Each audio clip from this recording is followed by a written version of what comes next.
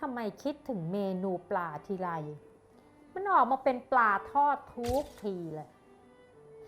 แต่วันนี้นะคะป้าป้อมจะทำเมนูปลาให้มีรสชาติมากขึ้นครัวชั้นสูงวันนี้ป้าป้อมจะสอนทำปลาผัดเปรี้ยวหวานค่ะการอยู่ที่สูงไม่ใช่เรื่องง่ายเพราะยิ่งอยู่คอนโดสูงๆก็ยิ่งห่างไกลจากอาหารวันนี้ป้าป้อมจะมาทำให้เห็นว่าครัวเล็กๆในคอนโดก็ทำอาหารดีๆได้ใช้งบไม่สูงและทำให้ชีวิตบนที่สูงขึ้นได้อีกขึ้นไปค่ะขึ้นไปครัวชั้นสูงกัน High Zone Kitchen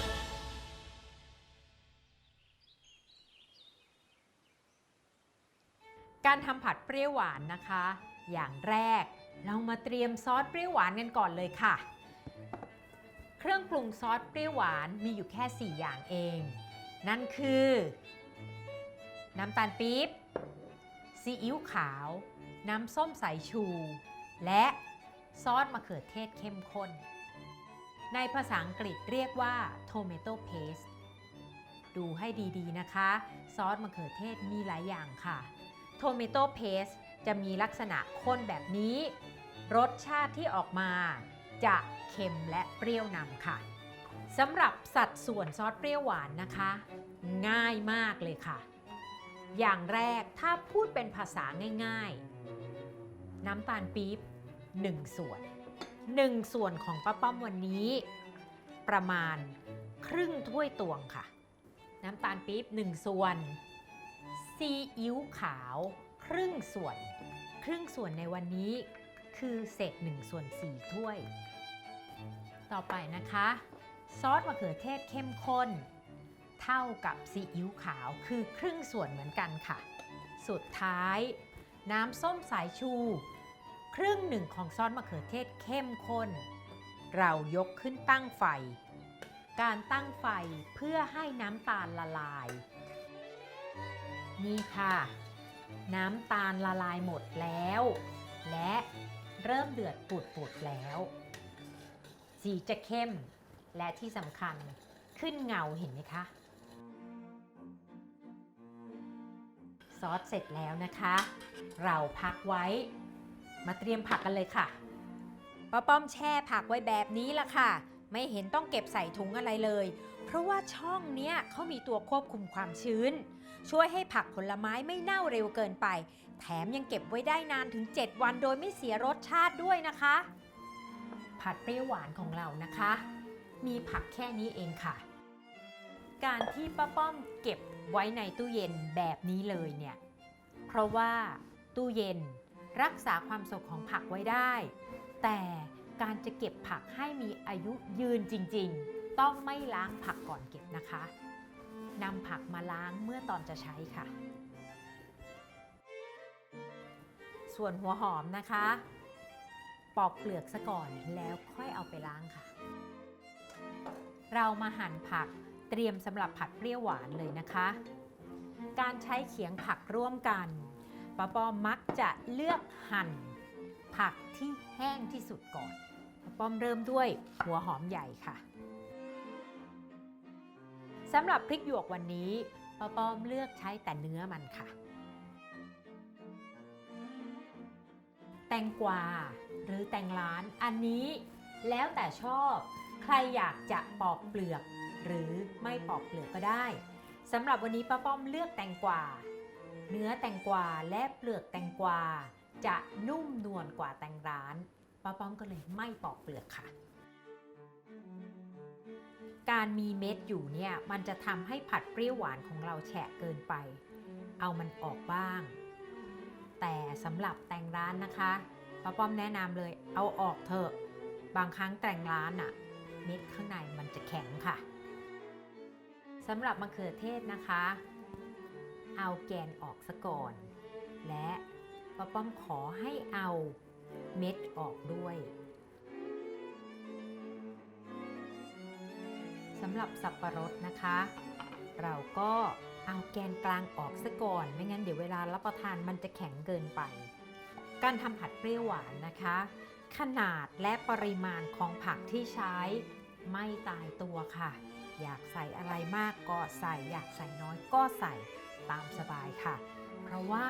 น้ำซอสเราอร่อยอยู่แล้วทำยังไงก็อร่อยค่ะหั่นผักเสร็จพักไว้นะคะเรามาดูเรื่องเนื้อปลากันวันก่อนนู่นป้าป้อมไปเดินซื้ออาหารป้าป้อมเห็นปลาเก๋าสดตอนนั้นก็ยังไม่รู้ว่าจะทำอะไรล่ะค่ะก็บอกให้เขาแล่ให้ป้าป้อมก่อนแล้วก็มาเก็บใส่ตู้เย็นไว้ซึ่งป้าป้อมเชื่อว่าตู้เย็นของป้าป้อมนะคะจะสามารถคงความสดของปลาไว้ได้นึกอยากกินเมื่อไหร่เอาออกมาทำได้เลยค่ะ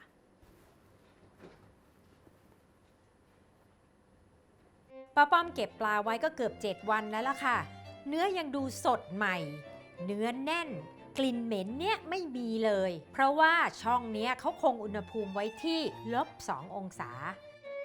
ปลาจะสดได้นะคะเราต้องแช่ตู้เย็นที่มีฟังก์ชันช่องแช่เย็น Test Seal ซึ่งส่วนใหญ่จะอยู่ในตู้เย็นพรีเมียมเท่านั้นแต่สำหรับตู้เย็นแบบ2 ประตูรุ่นใหม่ Ultimate Test 300 ของ Electrolux เขามีช่องนี้มาให้เสร็จเลยค่ะไม่ต้องเสียเวลามาละลายน้ำแข็งให้ยุ่งยากนำเนื้อปลามาใช้ได้ทันทีเลยล่ะค่ะนอกจากนี้นะคะยังมีระบบ Event Temp ซึ่งรักษาความเย็นให้คงที่ทั่วทั้งตู้ซึ่งจะช่วยรักษาความสดรสชาติและรสสัมผัสของผักและเนื้อสัตว์ให้สดอยู่นานมากด้วยค่ะยิ่งถ้าเป็นเนื้อปลานะคะไม่ต้องกลัวกลิ่นคาวเลยค่ะเพราะเขามีระบบ Taste Guard ซึ่งมีตัวกรองคาร์บอนสามารถลดกลิ่นในตู้เย็นไปได้เลยค่ะเราจะมาเตรียมเนื้อปลากันนะคะแต่ก่อนที่จะลงมือจัดการกับเนื้อปลาป้าป้อมขอตั้งน้ำมันทอดรอไว้ก่อนเลยค่ะเพื่อประหยัดเวลาเรามาเตรียมปลากันนะคะวันนี้ป้าป้อมได้เนื้อปลาเก๋ามาดูนี่นะคะปลาเก๋าตัวขนาดนี้หนังไม่หนามากอันนี้ขึ้นอยู่กับแต่ละท่านเลยค่ะว่าจะกินหนังปลาหรือเปล่าแต่สำหรับป้าป้อมวันนี้ป้าป้อมเลือกที่จะแล่หนังปลาออกเรามาดูวิธีแล่หนังปลาง่ายๆกันเลยนะคะทางด้านหางนะคะหั่นออกหน่อยนึงค่ะแต่ไม่ต้องสุดหนังนะคะและก็ตะแคงมีด45 องศาเห็นไหมคะหนังปลาก็จะหลุดออกมาง่ายๆนี่ค่ะเมื่อแล่หนังปลาแล้วนะคะหั่นออกเป็นคำๆชิ้นเท่าที่ต้องการเลยค่ะหั่นไปเจอก้างดึงออกด้วยนะคะ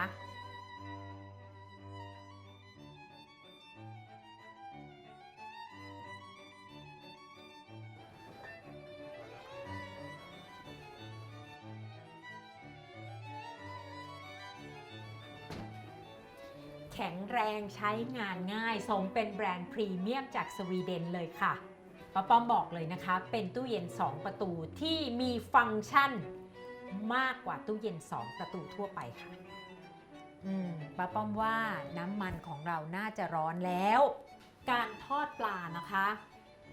จะให้ปลาอยู่ทรงเราต้องคลุกแป้งวันนี้แป้งที่ป้าป้อมจะคลุกเราสามารถเลือกได้ไม่ว่าจะเป็นแป้งสาลีแป้งมันสำปะหลังแป้งข้าวโพดหรือแม้กระทั่งแป้งทอดกรอบแบบแห้งที่เป็นถุงๆอะค่ะตัดถุงออกมาใช้ได้เลยแต่วันนี้ป้าป้อมเลือกแป้งข้าวโพดการนำปลาไปคลุกแป้งก่อนทอดเนี่ยจะทำให้ปลาคงรูปได้ค่อนข้างดีเพราะเห็นไหมคะเนื้อปลานิ่มๆเนี้ยทอดลงไปหรือเอาไปผัดเลยแตกค่ะเละเทะแน่นอน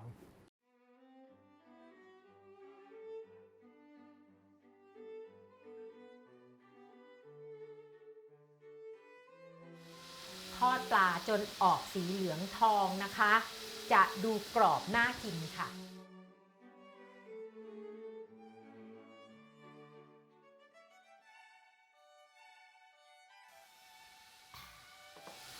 ชื่นใจ สีเหลืองทองประมาณนี้ และเนื้อปลาอยู่ทรงแล้วพอค่ะเอาขึ้นมาเสด็จน้ำมันได้เลยปลาก็ทอดเสร็จแล้วเรามาผัดกันเลยค่ะเราตั้งกระทะที่ไฟแรงนะคะแล้วก็ใส่น้ำมันลงไปไม่ต้องมากนะคะ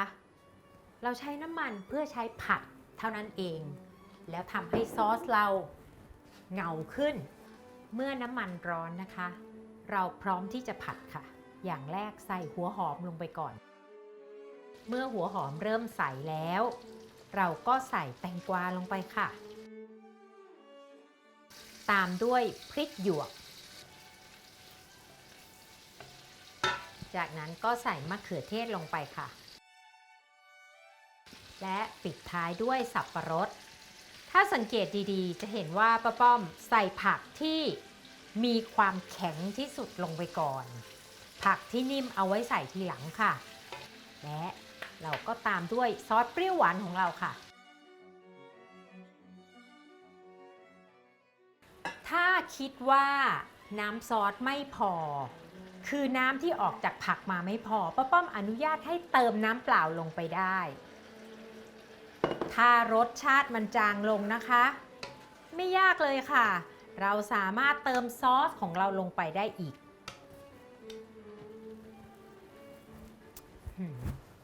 อยากจะบอกว่าซอสของเราลงตัวด้วยความเปรี้ยวเค็มหวานเรียบร้อยแล้วนะคะป้าป้อมปิดท้ายด้วยพริกไทยป่นค่ะ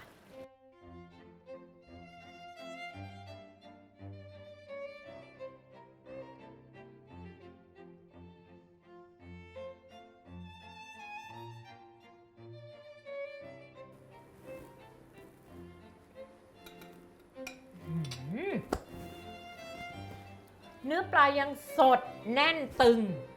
เพราะเราไม่ได้เอามาจากปลาที่ต้องละลายน้ำแข็งออกส่วนซอสเปรี้ยวหวานนะคะเราสามารถทำล่วงหน้าไว้จำนวนเยอะหน่อยก็ได้ค่ะอยากกินเมื่อไหร่ก็เอามาผัดได้เลยไม่เสียเวลาเคี่ยวซอสหลายๆครั้งนะคะเนื้อสัตว์ก็สามารถเปลี่ยนไปตามที่ชอบง่ายไหมคะแค่นี้เมนูปลาทอดก็ไม่น่าเบื่อเหมือนเดิมแล้วค่ะ